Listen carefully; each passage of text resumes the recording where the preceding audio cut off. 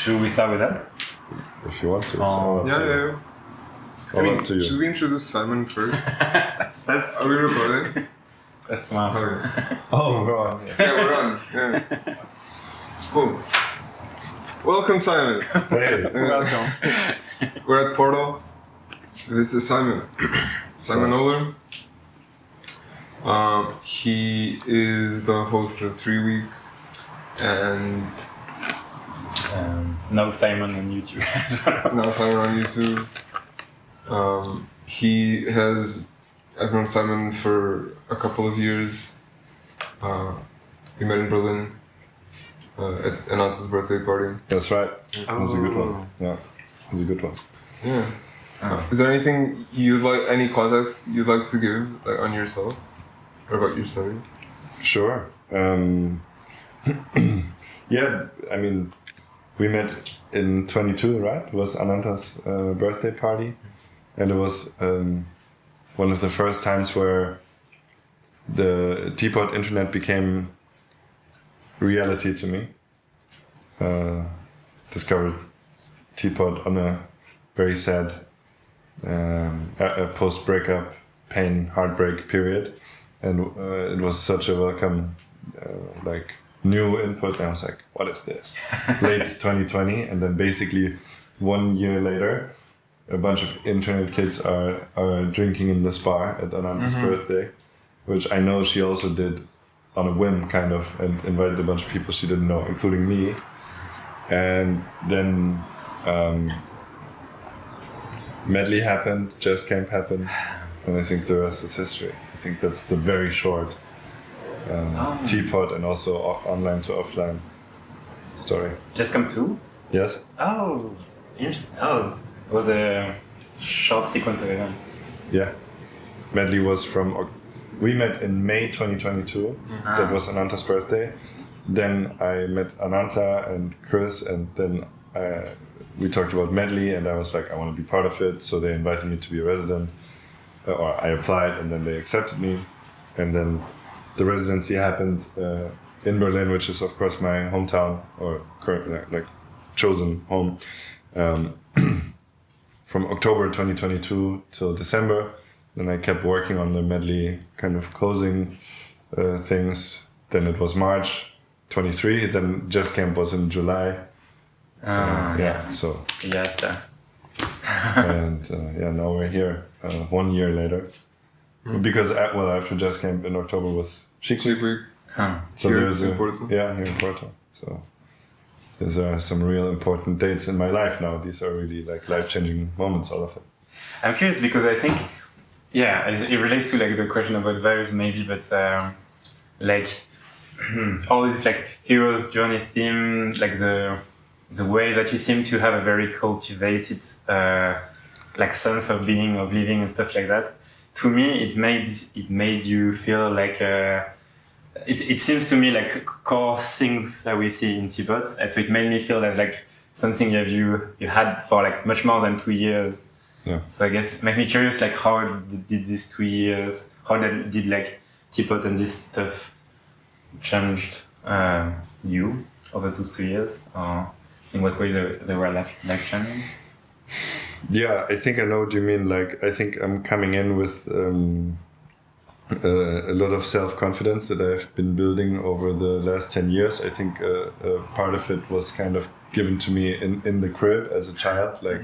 There's I think we all have sort of a core,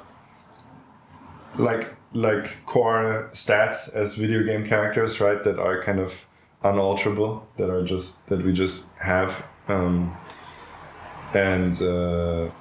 So some of it is that, and some of it was also hard fought for over the years. And then it's interesting, but for me, teapot totally changed my life, even though maybe my development arc started before, but I think to be in a room with people where I know the vibe is everybody everybody's a philosopher basically. If I talk about anything, everybody is gonna understand it basically. And which groups was I part before that? Well, before that I was working at Twitch, so I was in this gamer group, and I also gained a lot of confidence from there because I had a pretty good office. Like I was pretty well liked, partly for my character, partly for what I could offer to people. So it was like, but also there was a part of my thoughts and mind that was secret, that nobody could understand. People could feel it, but here in our scene, our realm, I can talk about it all very freely, and for me that's a huge sigh of relief, and it makes me feel much less weird or something. Like, no, these are my cool philosophical homies. They're not weird, you're weird. You know? Yeah, like, exactly. Yeah. You can feel normal. It feels normal. And then, yeah. And I also feel like, I think I learned that I thrive among people, really, as somebody who takes care of people, as a host. And I didn't have that for a long time during my, like, between my career and finding Teapot. Like, during my sabbatical, there was a lot of time of aloneness. And here there are just so many people that I know IRL now, and then so many more people online, where I know there's like this, it sounds a bit bad, but supply of people where you there's just so much room, breathing room, existing room, so much room for possibilities, so much room to get to know people. It makes me feel amazing.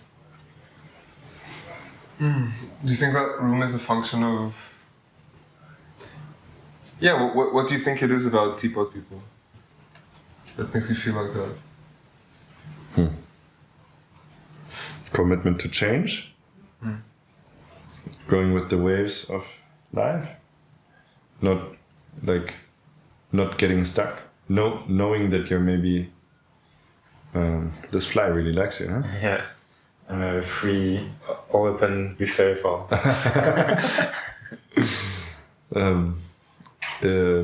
Yeah, no, I don't know, just the freedom in change, in thinking, open-mindedness. Maybe it's, you could boil it down to like big 5 psychological traits or something, but I don't know. Lots of kindness, lots of calmness. And I think the more we learn, the more honest we are with things, also our shortcomings. Very little fronting, like performativity, very much authenticity, striving for it. It just makes you feel super safe when people are like that. So if I hear you correctly, openness, kindness, commitment to change and improvement and authenticity. And creativity. Everybody's got a craft, everybody's got a gift. The wizard narrative, I would say, of strong powers earned through hard lives, more or less. I think. How does it tie to the wizard? What's the story about? I mean, the archetype is like, you've got something in you, powers, abilities maybe, but maybe they make you look a bit weird, or they're like misunderstood, or you just don't know how to bring them forth in a generative, helpful, legible manner. And so there's some sort of trauma and suffering connected to that. That blocks the... Or vice versa, that you're like being your natural... I mean, I think everybody has got great powers, you know, and then they come out, especially when you are hindered in your childhood, for example. You're like blocked somehow, and then if you've got this vigor in you, Portuguese milk, Is it called Vigor? Yeah, there's the Oh my fresh God. milk. That's why I love it so it's much. called Vigor. Yeah. It's so good, Wow. bro. So I love it. return. I just remember you coming up to me at Chic Week, man, this Vigor milk, man, I'm gonna get myself a glass of Vigor milk. Raw Vigor. I love the name, and the milk is extremely good. Yes. It's creamy, man. But yeah, this when you have this life force, this vigor in you, and you manage to activate your powers early, sort of like in this kind of like from movies as well, where like the wizard child can like Harry Potter, I mean, can like avert the spell just natively, naturally, innately, it's in you.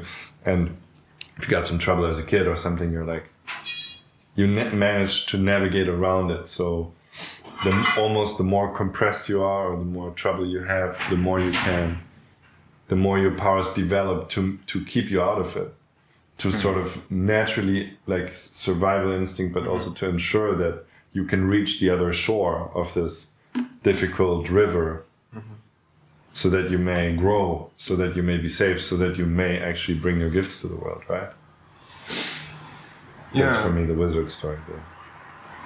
Yeah, so you're saying that the adversity, like the level of your power is like matched to the degree that you feel adversity. Can be, doesn't have to be always, but can be. Yeah. Can be fun, right? And I relate to people. I've had a lot of adversity in my life, and I relate to people who did. I remember being in school and like meeting the well-off German kids, and I was like, I always felt like something's wrong with me when I talk to them. Yeah. And recently I feel more like maybe something's wrong with them because they didn't struggle enough. Like, bro, where you struggle at? Like, it's much more fun to talk to people who've had some struggle, I think. Interesting. I've like recently started like noticing me how like it shaped my sense of beauty, for example, where like now I'm drawn to like classic romantical like painting or like aesthetic or music that has like this hinge of like melancholy and sadness embedded into the calm or more positive things. And when it's lacking something not quite right, and it's like the same in people.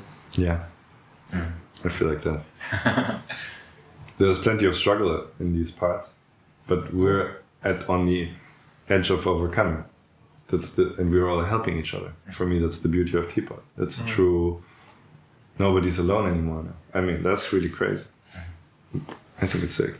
So I have a question. I think you're like particularly well suited to answer. Let's see. Yeah. So people often refer to you or like cite you as having very grounded energy, very like warm yin, like space holding powers.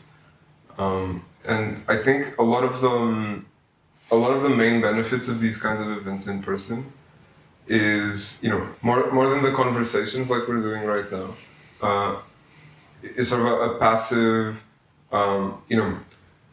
almost tacit learning, like perspective taking, sort of feeling like me noticing how your nervous system reacts to stuff, how you pay attention differently, and sort of having everyone learning those implicit, hard to formalize things with each other.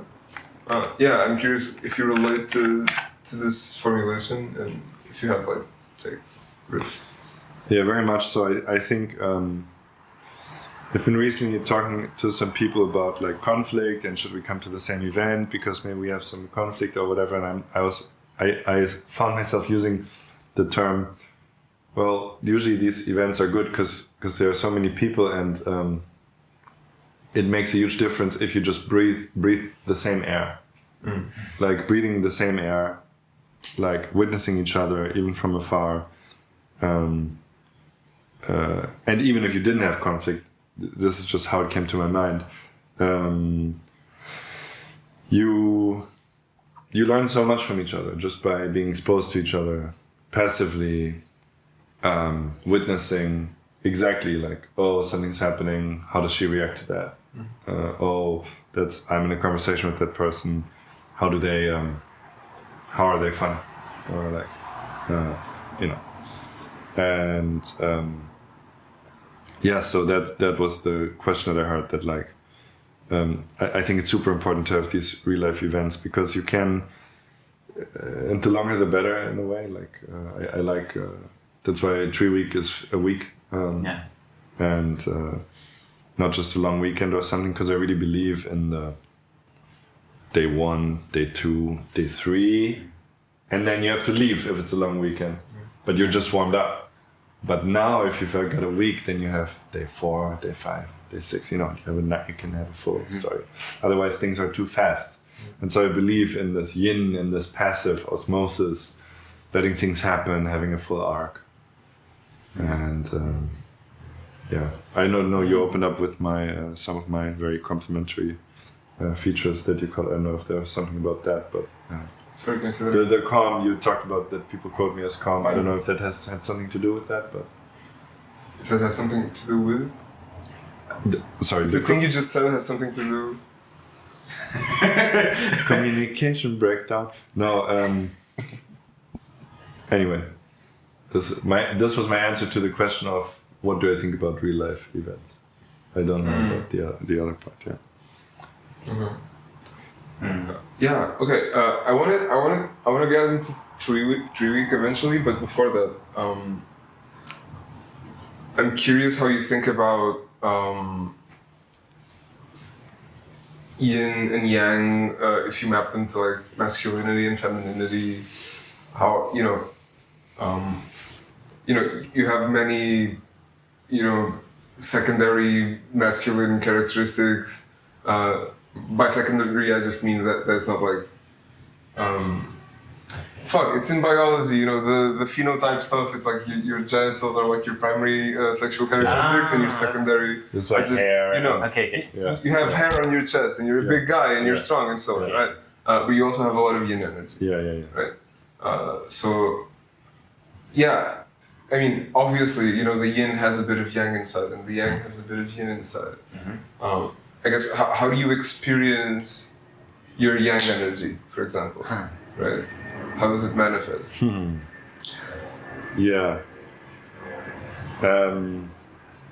This all matters a lot to me, because it's been a very long, it's like my core research project in my life, I would say. And all my research projects are sort of selfish. And this was trying to work out the way that I was feeling growing up also. Making me think right now. Also how I put it, how I can put this together. But for me, I grew up with a strong void when it came to yang energy. A bit to your question, how do I feel my yang energy? Because I grew up not fucking feeling it.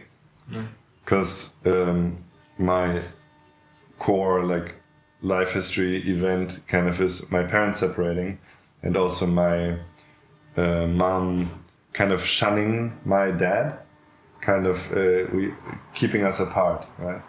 And so she had her reasons, and the past is the past, but that was something that I was gnawing on for many years.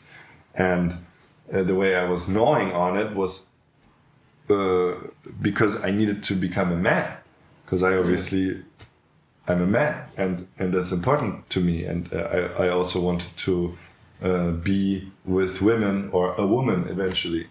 And so these things go hand in hand, in my experience. And I always could feel a lack in when I was younger, when I was a teen, in like this natural, from the ground up, God-given masculine thing. And there's a nature and there's a nurture thing going on here. And of course I have the nature in me, but there's a bit of know the rules before you break them, learn convention, And I'm a conventional guy in many ways. like I love that you see me dressing quite simply, and I'm quite orderly about these things, and I'm also individuated, but I also have a strong sense of like order and simplicity and convention, and I really like that. And I think there's beauty in a certain type of convention. And nobody was telling me the convention because I didn't have a father. And up the line I was split from that whole family side, and up the family tree in my mom's family. There was also a void of yang energy because I think my grandpa was kind of suppressing it too a bit. That's a longer story. I'm not going to get into it, but so that's where I'm coming from. And so I have this long time research into masculinity, basically. And then later, and of course it started with like people who were, I think, quite ahead of their time and not quite with the divine spirit of masculinity, but giving a good try, were like pickup artists. And that's what I gravitated to. Not entirely shamefully, not shamefully, but you know, it is what it is. I actually talked to a mutual friend of ours, I believe, Dan Kazan. And we had a very funny conversation in Lisbon after Chic Week, where we like recapped some of what we've learned from that field, and how much advanced magic was in there actually, and like the pickup artist that was kind of pointed at maybe not the most wholesome result structure or something, but was well-meaning, and I learned a lot from that. Okay, can you expand a bit? I'm curious, like what advanced magic did you? It's like I learned a lot about carrying myself with nobody to. I engineered a lot of the calm that I have in me, like how I can carry it and how I can transmit it in from like first principles, kind of from like reading fucking Reddit or whatever. Just the learning. I mean, this is really over years, but learning just being confident, and because I grew up, I was always second guessed. I was always like kind of going one way, and then it's like maybe go that way, or like if there's only one parent, you're often not held in sort of you get like with two parents in my ideal world, you cannot, if everything goes well, you get ping-ponged between them, between the masculine and the feminine and whatever is in between, and somehow you end up on a relatively balanced path if all goes well. I mean, that's probably an ideal. But I mean, wishful thinking. But of course, that ideal is what I model my life after a bit. And I think in a good relationship, you always negotiate between. Well, now it's time for me to say something. Now it's time for you to say something. You know, and you kind of do that. You kind of live in that. And in general, like the whole like opponent processing between yin and yang, like expansion and contraction, export and exploit, like that's always happening at all scales. Everywhere. Yeah. In-breath, out-breath, in-breath, out-breath. All the time. Sitting, standing, everywhere, right? Window open, window closed, right? And you're talking, I'm talking. It's all the time, right? It's this, the ball is rolling. But there are very many ways in which this can be out of whack. And I would say it was out of whack in my parent relationship growing up. And so it felt my system felt out of whack. So I was always more drawn to second guessing myself, not being confident, not standing up straight. I've done a lot of work with my body, where my left side, my yin side, is always a bit cramped, a bit skewed, also from sitting at the computer. But there's also a spiritual component to it. But okay, I've talked a lot. I think that's a huge, and I think I've maybe to make a good point to the present. My yang energy, like I found, like I built things up, I over calibrated things too. My yin was always there. I've always had my yin, right? My mom is also great at being a mom, and I think she's a great woman, and I think she's totally, she's got that thing that she's missing. It was never didn't work out so well with my father, and then the father of my brothers, and it didn't, somehow that masculine side didn't never gel so well. So I had to sort of build that from first principles, and I feel like I kind of completed that. I feel very complete now, if I dare say. But that was last year. Like there was some final. So because at Medley, I met so many great women, like Nibras, Lauren,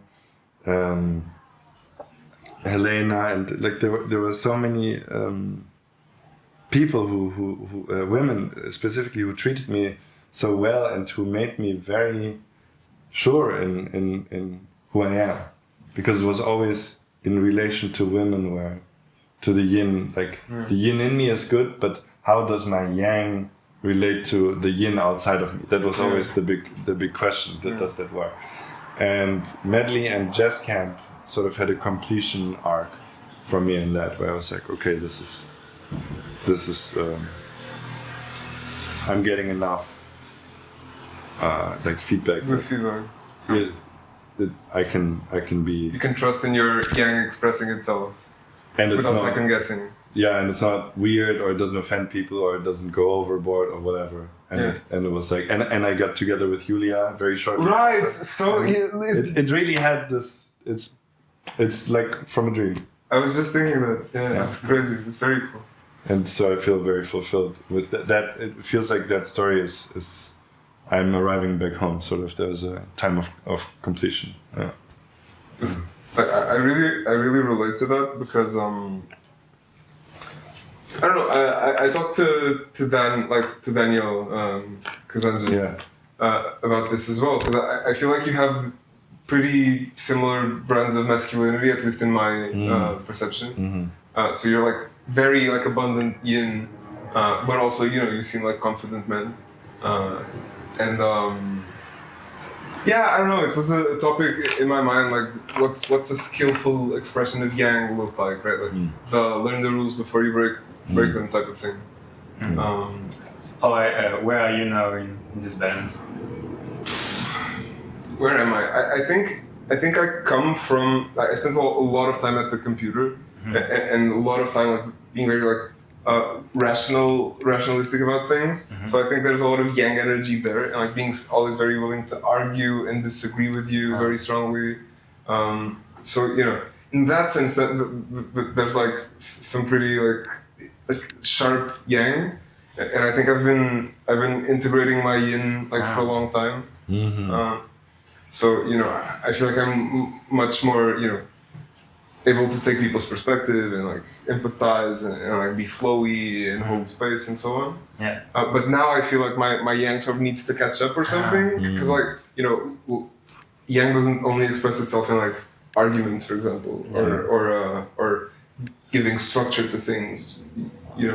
If I may say something like practical for me, because I think just like you, we work a lot. We are talking a lot of talking, and I learned to, instead of argue, like I basically don't argue anymore in my, well, that's not quite true, and I feel like I have to, but what I want to say is abundant in suggestions.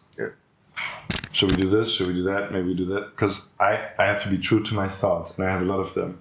So I learned to just be kind of non-meditative about them. I often just be like, oh, what if we do that? What if we...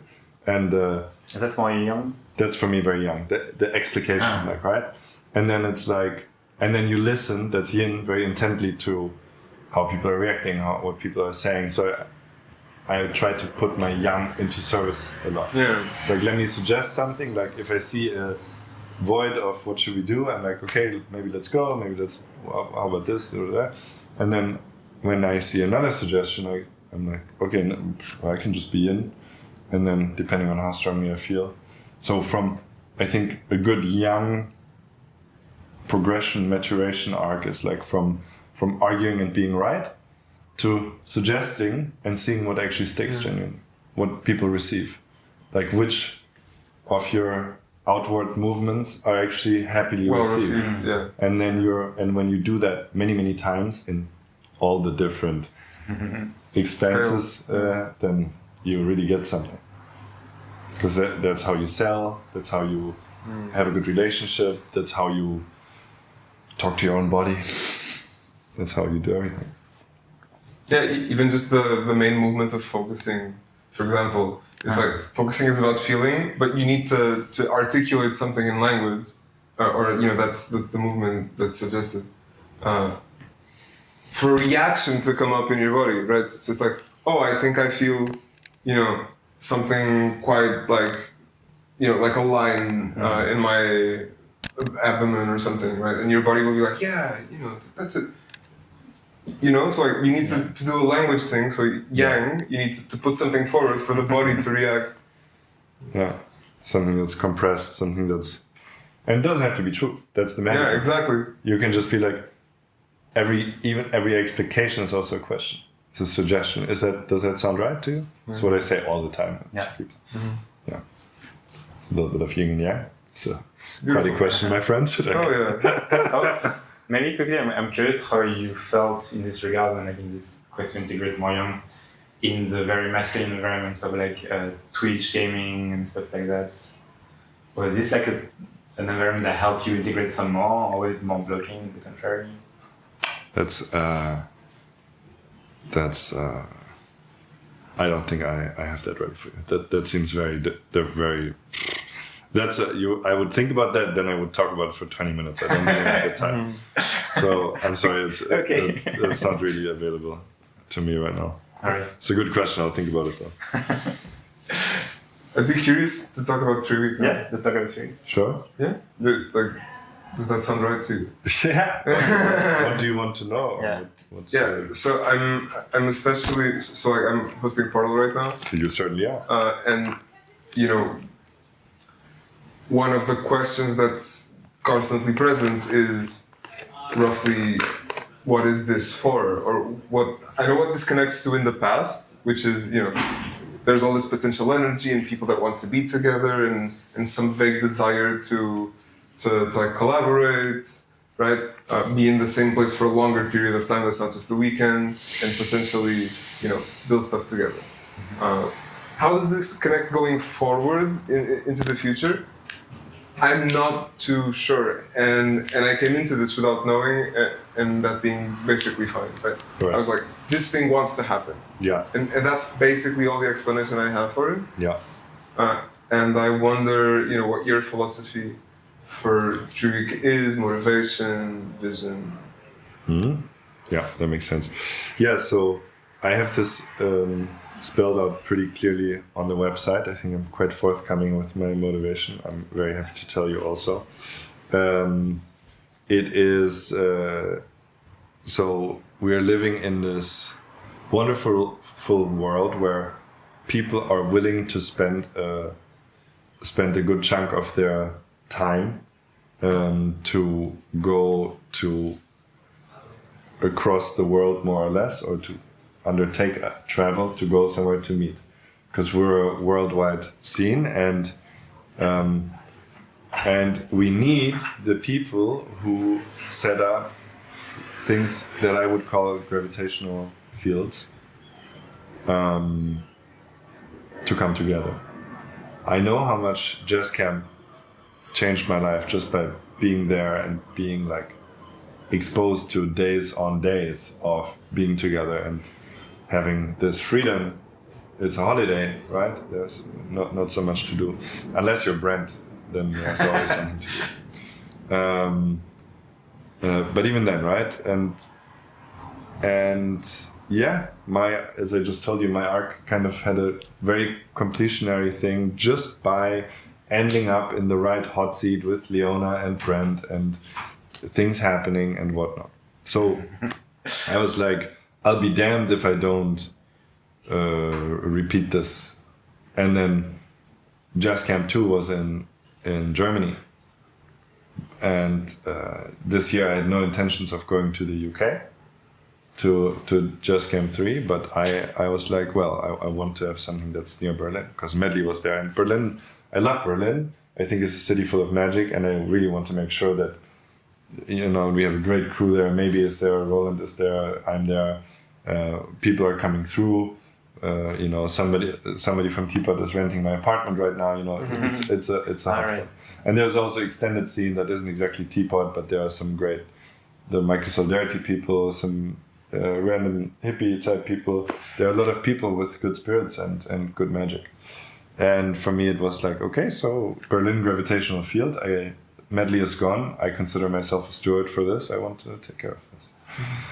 And then there's and it's just having a thing. I don't care what it is. Doesn't have. For me, it's just a be together, eat, sleep, drink, be merry. I love nature. That's why I call it Tree Week, and I have this tree metaphor that I espouse for myself sometimes.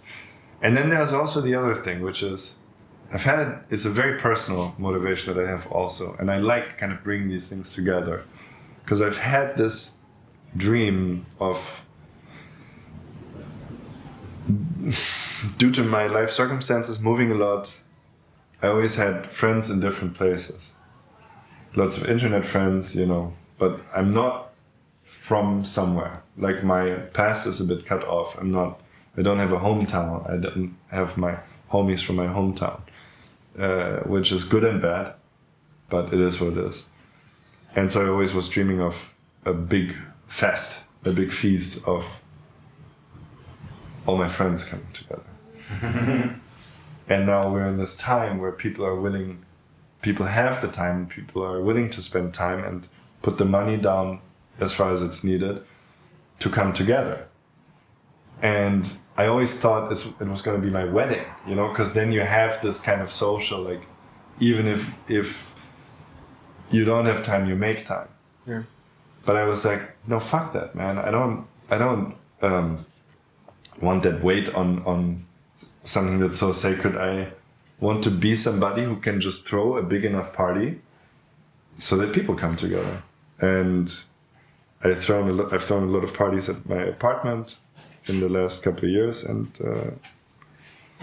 I have validated that this can happen and that people get along at my parties, and I'm very happy to do Tree Week. That's the motivation.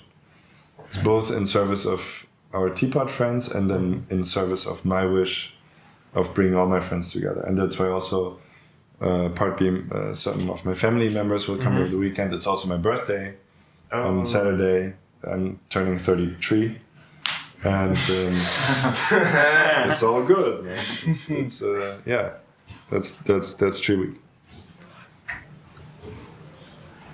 And I know you think about like, I know you think ahead a bit as far as I know you, and you think, where does this all lead? And for me, I have a very humble goal of I just want to be in service of the friendship stat across the scene. Yeah. And just up friendship. Yeah. Bring friendship up. People know each other better. People respect each other more. People understand each other more. Friendship and understanding up. And food in your belly up. Oh yeah, understanding is very important to you, isn't It's it? totally important to me. Understanding is love. Too much of my life spent misunderstood. I'm just a soul whose intentions are good. Oh Lord, please don't let me be misunderstood. Where's that from? It's the Animals, I think. I'm just a soul whose intentions are good. Oh Lord, please don't let me be misunderstood. Yeah, I don't know what's going on. I don't know. Interview over. Put it on. Yeah, I'll show you after this. Yeah, no, dude, it's everything. And for me, understanding is love. It's love. And that's why we have to be legibility maxing. Because you can say the smartest thing in the world, and if nobody understands you, you're gonna be sad, and they're gonna be sad. Yeah. So that's why I'm for less jargon, for more simple language, for telling personal stories from the heart, because that's what people understand. You know. Yeah. Wait, were you saying before that chic is on the other side of the spectrum, like much less legible? Wait, was he saying that? No, Earlier. Yeah. Oh yeah. What was in what ways are you In opposite sides of the Yeah. spectrum. like the what was the peasant thing metaphor? Yeah, so the metaphor is think boy academia versus farmer philosopher. Simpleton farmer. Yeah. Yeah. And that's also a big yin and yang for me. I mean, this is the you're if you're like in concepts and kind of structures, and I mean I love this shit, but that's not what comes from me. I feel like if I would compare us, and I like comparing myself with you because I think we have the same baseline calm, nice chill dude vibes in like a daily situation. And then when we go into thinking mode and writing working mode, my interpretation was, I've been meaning this, I'm not claiming that it's right or something, but the thinking conceptual yang kind of structures from the sky energy is more with you, and I have the like lie down in the grass and be like, oh yeah, like, you know, like kind of you know, smoke a joint. Yeah, maybe you did too, I don't know. And then for me the things come like kind of, for me it's like, you know, yours comes in like, you know, down in like nice matrix blocks and concepts and blah blah, and mine kind of the green. A tree. Mine is like flowering weirdly up, you know. It's like, and yeah, I this is also yin and yang to me, you know. This is Yeah. Yeah, for sure. and this is that's why I love Hermann Hesse. It's like this Narcissus and Goldmund, like the cloister novice who's like beholden to ideas and concepts and they're sacred and so on, and the lover boy who just walks the earth without a home and with barely any shoes on his feet, who lays with women and gets the wisdom from being robbed in the forest, and there's no safety, but there's like this step by step thing, just things are happening, and like a tree, you know, nobody guarantees you the food, but you kind of know how to get it. You survive, and yeah, I love that. Yeah, we have all these different video game characters, Yeah, isn't it great? archetypes. all these different Archetypes, mazes. yeah, and everyone's like very like characteristic and like idiosyncratic. Like everyone's got a very like specific character and is coming to embody them more and more. That's why I'm a big fan of the tree metaphor, for example, that has helped me to be more like me, you know, to embody this calmness more, to embody slowness, to be like, I don't know, I don't care, everybody chill out, things will be fine, you know, security kind of, and I encourage everybody who might see this or you guys to talk to people and to like type each other, and to if you find a good archetype, lean into it, you know? I don't know, there are so many cool things to work with, like just even if you look at Avatar the show or something, just the elements, and then of course, you know, there's always a great challenge in like kind of balancing the yin and the yang, right, and having it nicely together and seeing what you're stronger in and what you're weaker in. And you can also try becoming the avatar, you know. You can, if you don't have enough fire, you bring more fire. If you for example, I'm probably weakest on water. Like I'm not I when people talk about emotions or something, I'm often like cool, I kind of get it, but it's not like so. It's so interesting. At the same time, I was saying that the thing that was most granting to you was like yin energy, which would be associated to that with you. Possibly, yes. And also Earth. And what? Yeah, the earth. Because I think I've had a bit too much. Had a bit too many emotions laden on me, so I was like, But it's not that I'm bad with it, but I really encourage. Like, I live my life always looking at like my character and all the stats, of course. Like hunger has to pee, you know, and then really but needs to sleep, needs a day of holiday, and then also where are your elements and can you balance more, and who can I call if I need some fire? And I think that's also to your question of getting people together. What's it all for? It's like, well, we have allies, right? We make friends, we have allies. We're all people who are willing to do stuff, who do work. I mean, we're here making something right now. We care about this. We've got stories to tell, and we can be allies to each other, and everyone needs them, so everybody can feel confident to offer themselves as an ally to somebody else, or as a lover, or as a partner, or as a friend, or and to call upon each other, you know. Yeah. And that's what Rich Bartlett always preaches, is like, when you're after an event, make sure you are, if you have somebody you're doing good work with, call each other, you know, a couple of times. Make a friendship, bring yourself together. Make sure your friendship endures, because that's I think that's the most important thing. Meaning of life is friends. It's so good. I almost want to end on it. We can. How long? We're at an hour. I don't know. This was really great. Again, we keep making great podcasts. You're great at this. You're great at this. Yeah. And thank you so much for your wisdom. Like it just pours out of you effortlessly. I feel touched. It seems it's crazy how much it seems integrated in your like language and way of being, like all these symbols and some of it like seems to come from like, I don't know, video game or so, like you talk about allies and stuff, but like I don't know, makes me wonder if you I don't have a precise question, I'm getting confused. I'm curious of the lineage of like all the symbols and stories that you use seemingly so effortlessly when you talk. Yeah, I just think it works very well.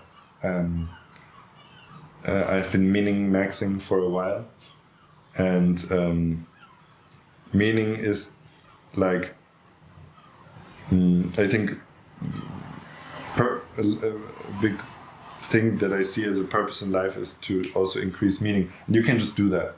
Like I think if I have another last thing to say, it would be like you can just choose, assign meaning to things. You're free to do that. That is your very God-given right, and it's actually for me more or less the definition of magic.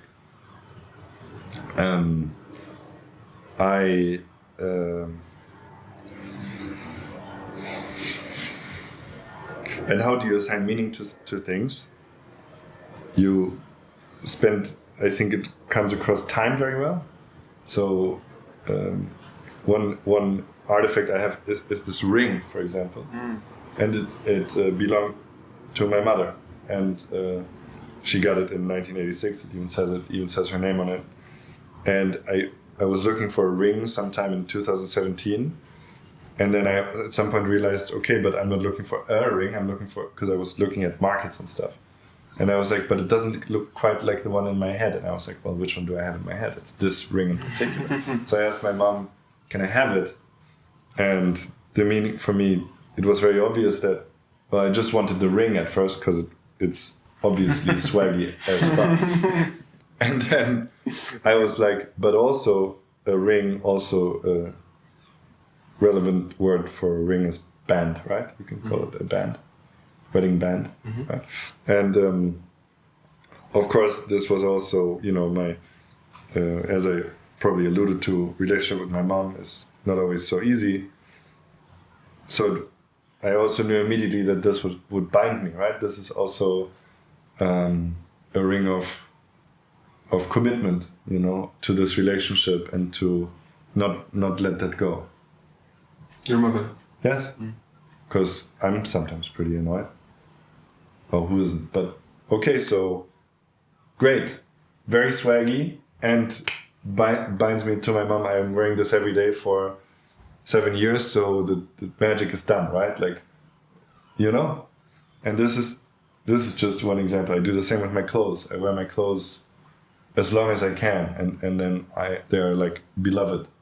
And the same with people, and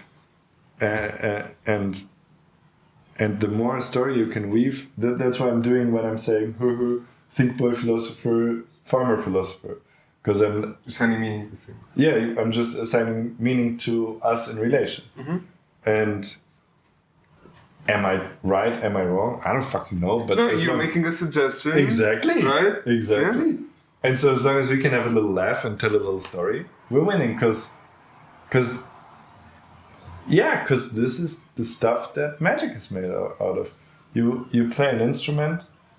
With every pluck, you put meaning into it.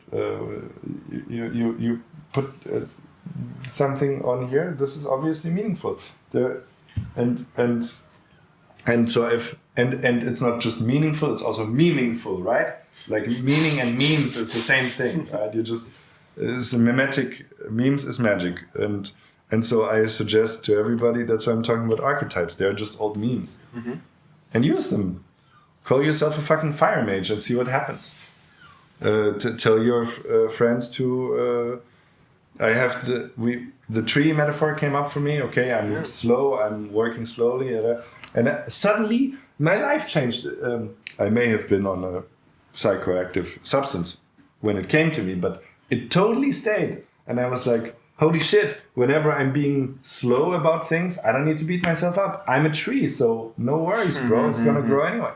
And then what does it? And so one of my best philosophical friends is Louis, and he's obviously a bird, and he would say this himself. And so that was the beginning of, we had the tree and we had the bird, and we could explain, like sometimes Louis would disappear or have to go travel or whatever, and I'm there, I'm like, well, there goes my friend. And at first I was sad, and then he told me, bro, just because you can't walk doesn't mean we won't see each other again, because I'll be back, you know? And then I was like, yes, of course, he's a bird, and I'm a very comfortable tree. So, So this is, and this is my work, I think. These metaphors, these memes. I want to be a bona fide meme dealer and enter people's subconscious so they can have more fun in life and like make things easier. And that's because that's what giving yourself archetypes and thinking in these terms gives you, isn't it? It's like by assigning yourself the tree, one, you make it easier for others to sort of understand what you're about at a glance. Exactly. But also, if you have your metaphor and you have someone else's metaphor, like the bird, you get to infer what your relationship might be much more easily, right? Doesn't mean that it's always going to fit, but it's a source of potential stories to suggest, right? It's more fun, but it also it makes things more fun by generating understanding like more efficiently. Absolutely. So, and this shit is free. Fucking free. Watch Avatar. It's not free. Pay for Netflix or whatever, and then assign yourself. Watch Harry Potter. Assign yourself a house. Whatever, you know. Like that's where it starts. And read some mytho-poetic whatever stuff and assign yourself a development phase in life and look at the hero's journey and see where you're at. It's surprisingly hard, isn't it? This is a problem I face, and I imagine other people do. It's like, because it feels like putting yourself in a box at the same time, right? Yeah. Like, it's like, obviously, meaning is about sparsity, right? It's about the degrees of freedom you don't have that leave you able to dedicate more resources to the ones that you're left with. Like you're committing to a build, right? In a game, you're committing to a class. But it does feel scary because it feels like closing doors. That's also kind of an archetype, like the guy that always try to stay multi-class and to have all this culture. Yeah, but then he's weak as fuck. Yeah. And then he has to be funny, and that's what we call a bard, right? But yeah. I mean, true wisdom would be take it slow. I mean, at the end of the day, you won't be able to escape your class. Like at the end of the day, you are something. You don't really have a choice, I think. You have a choice what you look at, but at some point, if efficacy kind of comes back into the game, like I'm at a point in my life where I need to make some money. Yeah. So I'm like, okay, I gotta get something to leverage, right? Yeah. Or as our friend Brent would say, explore and then exploit. And so I wouldn't worry about it too much. Plus, you can always like take a break from things and you can reskill. And I think you can live like 2-3 lives in a lifetime. Mm-hmm. That's But not 4. Careful. Yeah. Like you gotta, the limits are gonna be there anyway. But look, I mean, in life, everything that everybody knows that's good has limits. Like in most cases, one relationship, couple children, you're gonna be stuck with these people. You better make it good. For me, that's what life's about. Family, friends, and my most recent rung of friends, you guys, I didn't choose you guys. I mean, in a way, but like, you just fucking appeared. Yeah. Now I'm here in your city. Thanks, bro.